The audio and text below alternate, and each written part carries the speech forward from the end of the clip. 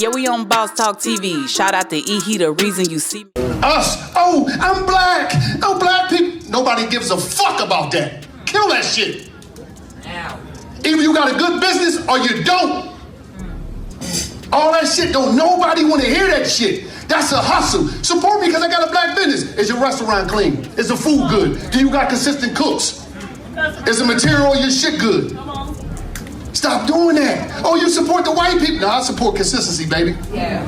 Fuck about what color you is. I'm gonna spend my money. That paper, I'm gonna spend them where the fuck I want to spend it at. Whether it's Porsche, Ferrari, Lamborghini, I'm gonna do what the fuck I want to do while I'm here. But I'm gonna tell you one thing, I ain't gonna be finessed off some black shit. But one thing about it, 70% of you motherfuckers is not going to make it. I'm not no motherfucking fake ass motivational speaker that talk this dumb shit. I'm the number one nigga in the country. You know why? Y'all seen me come out of the penitentiary. I make millions, and I make millionaires, baby. You understand me? I disagree with everything he said. Let me just put that straight up. I'm hoping that there's more context to it because I'm trying to understand where this came from and why. Like, I don't understand him screaming at an audience and basically almost saying black businesses aren't shit. Okay, so he's a very passionate guy. So when Wallo speaks, he's a very passionate guy. I'm a passionate person too. That's probably why he was screaming. I'm a passionate person too. You are. But it basically sounded like he was saying, and this is my first time listening to it, that he was basically saying, black businesses ain't shit. And don't expect me to lift your shitty black business up.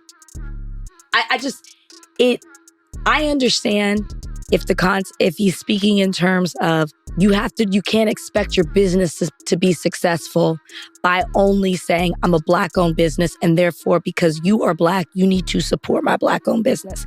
If that's what he means, I understand that. But the way that he's yelling in this context and basically saying, I'm not going to support you just because you're black. Man, guys, make sure you like, subscribe to the channel, Boss Talk 101 Reviews. Hit that bell, hit that like button. Let's get to it, man. I spoke about this early on. Me and OG, I know you there. There you go. It's a serious situation when now a lot of people are stepping up. Me and you spoke on that before. I spoke out on it as soon as I seen it. So I hadn't seen nobody's review, but looked like everybody from, I see Poetic Flacco, I see Van Lathan and the young lady, I think what is her name, Michelle or something. But whatever the case may be, they're speaking out because of what they see here and they're giving their assessment of it. When you look at what we're dealing with here, like I said, Wallo, I hadn't really never seen him talk like this, but I've never been to neither one of his seminars either. These people paid to be there and to listen at whatever he had to say. And he's trying to motivate them by saying, you black MFs, you basically, y'all, I'm not gonna be finessed by you blacks, and this is his words, So at the end of the day, I don't know. I hear Van Lathan say he's passionate, but I don't mind him being passionate as long as he's gonna have that same passion and that same technique when he's talking to people that don't look like him. That's one of the things that I look at, and the fact that if you do have a room full of business owners that's black, believe me, it wasn't easy to even become a business owner because I've been one for over 20 years, more than that really. But at the end of the day, I don't know if you tell me what I am and what I'm doing. I pray that in this conversation during this seminar, he told them what it takes to move up in business. We're just seeing a clip of it. But what you got for me, OG? It's what's your boy, Poetic Flacco? Oh yeah, Poetic Flacco. Shout out. He been on Boss Talk. I'm about to drop his episode. Ain't no shout. Ain't no shout out to that Sambo. He's trying to justify what this snake oil merchant is selling and trying to say the quality that blacks give, if it's not up to standard. Ain't no white ever had to advertise for black businesses. Matter of fact, they don't even endorse whether we shop with them or not, and we still shop with them. So we don't get any better quality from white America, from Walmart, from Target. And we just because the white water seems colder than black water. The white grass is greener than black grass. And for all of these Negroes that try to jump on a bandwagon, we haven't ever had a fair assessment or a level playing field for any business venture black state. By the same token, this poetic Flacco, I guarantee you, I'll bet $1 to dog shit, 90% of his chicken shit podcast is with black people. He don't have no whites, don't have no Mexicans, don't have no Asians on his channel, and you're trying to berate what a black business is doing. And your man, what is his name, Wallo? Yeah, Wallow. He brags about he got out of prison and seen what he did. No, you got with your cousin, Gilly, who was a rapper, and got up under his wing. And then when y'all started off, he was doing dirt dog bad and got with a white man that bought 50% of your business. You're working for a white man. That's why you don't say anything about white businesses, because you crows are prone to say derogatory stuff about your own people, but you cannot say nothing about what white America does and their business ventures. Jeff Bezos, when he started with Amazon wasn't that good. It wasn't that clever, but white America endorsed him. When Koreans, they buy from Korean, whether the product is good or not, they stay in. Negroes is the only one that jumped ship. So all of you Uncle Toms that are talking about what black business got to get up from their own, you keep on going to the cafeterias white and getting ptomaine poison from Jack in the Box, from Taco Bell, and keep serving these franchise white people. And turn your podcast off with Negroes. Get you some whites and Asians. Wow. Oh, OG, I definitely understand where you're coming from. Wallow and Gilly the Kid, I like their podcast. I've watched it over the years, and they deal with a lot of different entertainers, people who are on a level that can be in front of them and they can, talk to them. People that they, that from Deion Sanders to Will Smith to all of these different, a litany of people, Jay Prince. I've seen a lot of people, Yella Beezy, which I've, some of the same people I've interviewed, they've interviewed too. But the thing is, man, it kind of rubbed me the way the tonality was for this clip that we're seeing.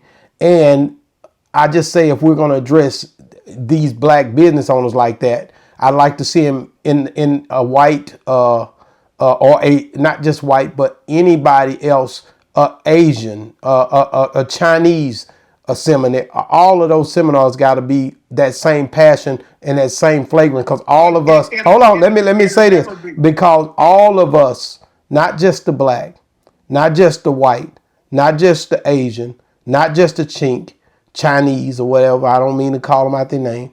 But none of us are perfect, bro. None of us are perfect. And I'm going to say something else. Being a black business owner for over 20 years, you get the product. Me, I do retail mostly.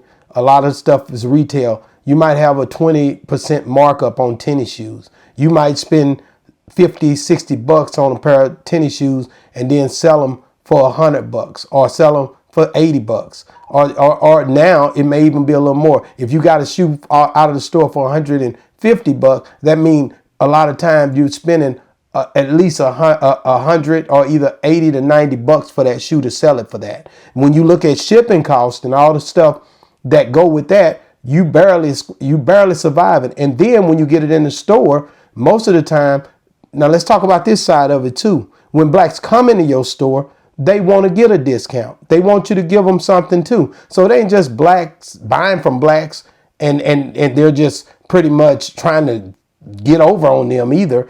And it ain't just the customer always begging. Everybody does this when it comes to a lot of the black businesses that I've went in. And I'm going to be honest with you, it's always been a bargaining thing for us, because people feel comfortable doing that when they come in. And I've seen it not just in my business, but several businesses. But the thing is, again, that stuff is not marked up, it's marked down. If within 45 days you're marking stuff down in a retail store, and I know that from experience. But you gotta look, and it is a difference. Blacks are perfect. In a white blacks are not perfect, OG. And we are perfect. And we're perfect idiots. Because when you just like you say, when you buy a tennis shoe, you have to pay $60 for it. When Foot Locker buys those same tennis shoes at a bulk, he don't pay but $10 for it. Correct. It could be that. I don't know their insight. I just know what we have to pay. I know their insight. I've been all over the world, right in Compton, and I know what the heads will do. And you go to the swap meets, they get their stuff from their countries, get them from there, and get low markup, get the bulk. They get discounts that blacks aren't able to get because we don't have those type of influences where Africa is sending us stuff.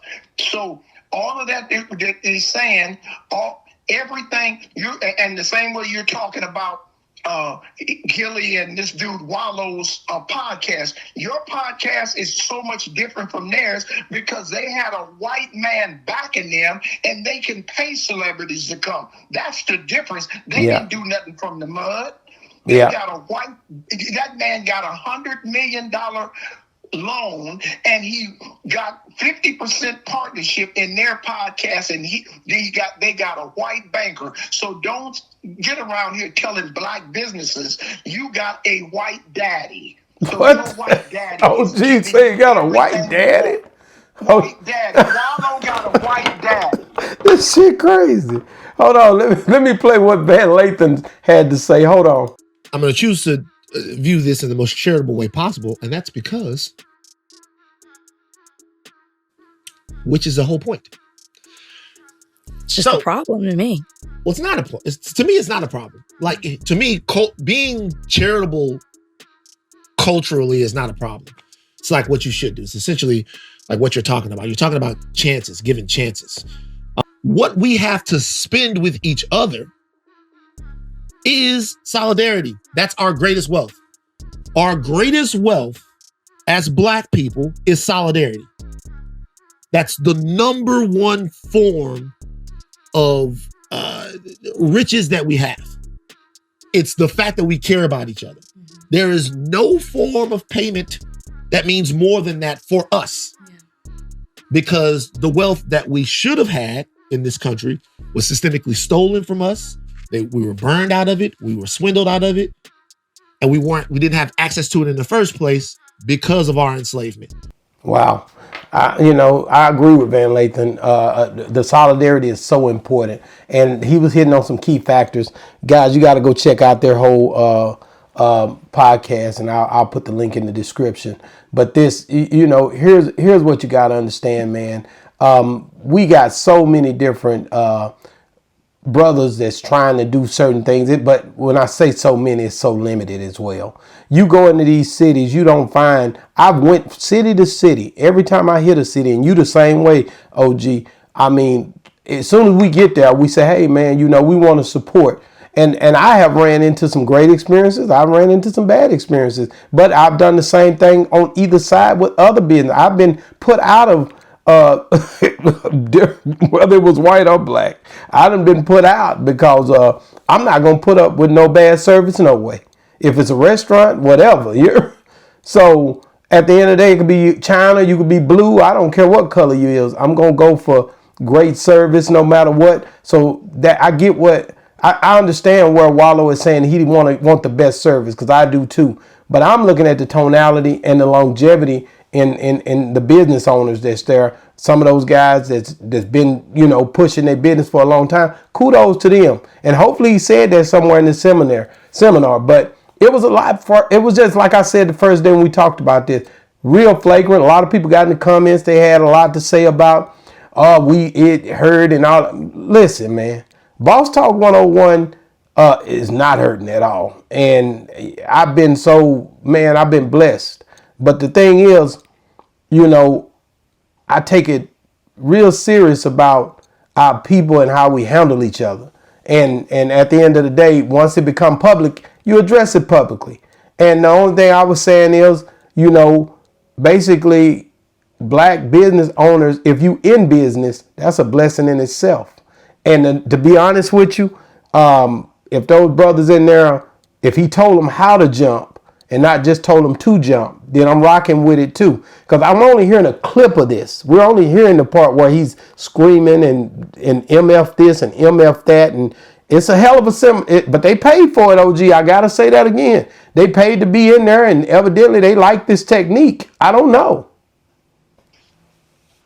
Well, we've been paying for suffering all our life. That's what Negroes do. So he just took the pattern of the slave master, and he's giving the Negro what they want, a beat on the back, and set them out happy for being ridiculed, dismayed, and belittled. That's what we love, to be belittled, that we're not doing enough. We've done too much as black people. Because you built the whole country, right? This country was built on the back of brothers, that our ancestors, according to history, right? That's absolutely correct. Well, here's a brother, and like I said, you're hearing all these people speaking out. Me and you, we was early on this. We spoke on this very early, but there's a lot of people speaking out, man. They upset about this. Watch this guy here. He's on the live. Wallo made some strong comments. He's talking tough to a room full of quote unquote black people. I mean, just talking tough, said he is not going to be finessed off no blacks. He ain't going to support no black businesses just because they owned by somebody black. He ain't going to be finessed on no black. But I think out of his own words, when he got out of prison, he was finessing black people. And I'm pretty sure, who was you selling those t-shirts to, my guy? When you say you was buying them for $5 and selling them for 20. And you say they were gilding t-shirts too that really cost $1. So who were you finessing? Who were you selling those t-shirts to? Who were you asking to support you? Who? And how long did those t-shirts last? Was your customer service? Did you go to training for your customer service? I'm pretty sure you did. Wow. So this brother here saying that he was getting down with the t-shirts and he was flipping them, and he was pretty much finessing the people that look like him. What do you think about that, OG? How easily we forget. It's just like when you see the Lord, you forgot about when you was on crack cocaine. You think you better than somebody else. He hit it right on the head. How many clear people did you sell your t-shirts to? How many Asians did you sell? You sit right in the neighborhood and exploited blacks. Wow. OG, like I said, I'm love to see these brothers pushing forward, to be honest with you. I'm not going to sit back and act like I don't like seeing them being, the culturistic movement of the show and them showing love, because Wallo has a thing where he speaks to a lot of those rappers. He spoke to Lil Durk, I remember, and tried to keep them out of trouble. He went down there and they went, I believe they talked to Kodak Black. How did that work out? OG, I'm not going to do this with you, but I got you all these inspirational lessons, and everybody he talked to is in the penitentiary right now. I'm going to court. No. OG went out there and talked to Kodak Black. Ain't nobody thinking about Wallo. Tell Wallo to talk to his white daddy. Oh my God. OG. Now you got to understand, man. These brothers, he did 20 years. He did 20 years in the prison and got out. He did, yeah, for selling dope. He was selling dope before he went to prison. But he's been a salesman all his life. Yeah, but he got out. And now he's doing real well, and a lot of the people they watch him. Doing by himself though. No, it definitely came. It came with supporters, man, and people. And it came with stipulations from white America. Ain't no supporters. Didn't nobody give it. A white man owns 50% of their show. Just like Adam 12 owned No Jumper and got all them crows coming on there telling on themselves. Wow! You compare it to Adam 22? Him and Adam 12 is to say he just got the same white daddy. Oh man, OG, give him a break. It's okay to partner up with people, man, and do a business move. OG, stop it. not white people. And don't be, if you partner with white people, shut your mouth about Black America. Man, I'm about to get off of here. Hey, listen, OG, what could Wallow do to get back in your saving grace? Shoot himself. What? You gotta understand, they made some strategic moves. Him and Gilly and him. You see, strategic move that they made. Well, they signed a big deal. OG, they made themselves a big thing when it come down to the podcast world. A white man seen profit off of them and got into it. Show us some of the millionaires you claim you made. Black millionaires. Show us some of them. Wow. OG. That's the challenge. Wallow. Show us proven facts of some millionaires that you made through your poetic speech. Wow. Guys, get in the comments. You heard OG. I can't calm him down tonight. He said, Wallow, get in. Wallow, he's calling Wallow out. Show us a black person that you've made a millionaire. Get in the comments, guys. Let us know what you think about this situation with the way Wallow speech is being pretty much put out there, and the blacks are so-called counseling him, according to some of the people that are talking about this. But get in the comments, let us know what y'all think about show us one of those black millionaires. OG is summoning him out. He calling him out to do it. And we're going to be waiting and watching. Boss Talk 101 reviews. Yeah, we on Boss Talk TV. Shout out to E. He the reason you see me.